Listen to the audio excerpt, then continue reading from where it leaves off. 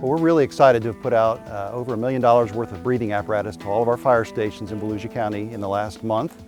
This is the end of a long project that started well over a year ago to make sure that our firefighters have the best respiratory protection that we can buy that meets all the current standards. This breathing apparatus is some of the most important protective equipment that our firefighters wear. It allows them to enter into a smoke-filled or hazardous environment, and they do that on a very regular basis. So it's very much as important as the structural turnout gear that they wear to get into buildings, rescue people, and extinguish fires. These were built to newer safety standards, and so they are designed to perform at a very high level. They also have enhanced electronics, and so some of the features that we have in these breathing apparatuses, the firefighter can monitor their breathing air levels by watching a display in their mask, and that's really important for them to monitor the amount of time they have to exit a hazardous environment. They also have a thermal imaging camera built into their air pack, so every firefighter for the first time in Volusia County has access now to a thermal imaging camera. And what that does, it allows them to see in low visibility, see through smoke, and find victims and hidden fires inside a building. That's a really important safety feature, and that was a big upgrade to these air packs. So these are our MSA air packs, the new models that we received. In this display piece right here, we can see our air pressure, we can see the battery life left on the unit, and we can also have our thermal imaging display from this little screen here.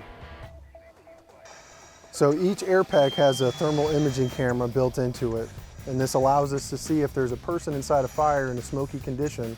This shows us the body heat, and then we can easily locate a victim.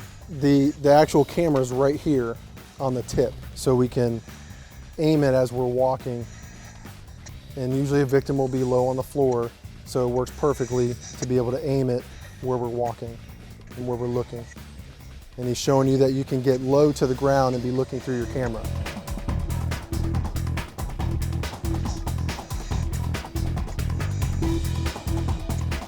All right, so the first thing Ron does after he puts his bunker gear on, which is his bunker pants and bunker coat, he has his hood on underneath, which you'll see in a minute.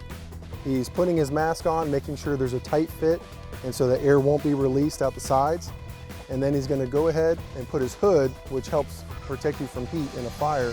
He's gonna put his hood on over his mask and make sure everything is nice and sealed up. The next thing he's gonna do is get his air pack ready and put his air pack on. Once he gets his air pack situated on his back, he's gonna go ahead and clip in.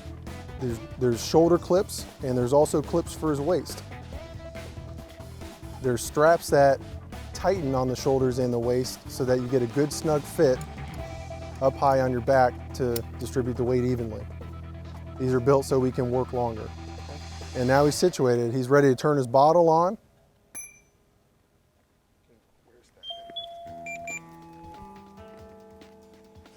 He's turning his bottle fully open so that he knows it's open and that the only other way to turn it when he's ready to be done with it is to turn it off. He's got his regulator now. He's going to hook into his mask. And now he's got air supply. We can also hear him very clearly through the voice amplifier. Can you hear me okay? This improves communication on the fire ground so that we can clearly hear each other and not be muffled so we can't hear orders. So these are 45-minute air bottles, and generally speaking, firefighters work in crews, teams of 2 or more, for about 30 minutes in a structural environment. And that's a very taxing environment, but that extra air, that 45 minutes, makes sure that they have plenty of time to exit from a hazardous environment, and it provides an extra margin of safety for them. The last thing we do to be fully prepared is put our helmet and then our fire gloves on, and we're ready to go fight fire. So far we have great reviews. We had a structure fire yesterday, and we saw them being used, and I think people are finding that they're comfortable, and that the extra safety features are very important to them, and that they're getting good utilization so far.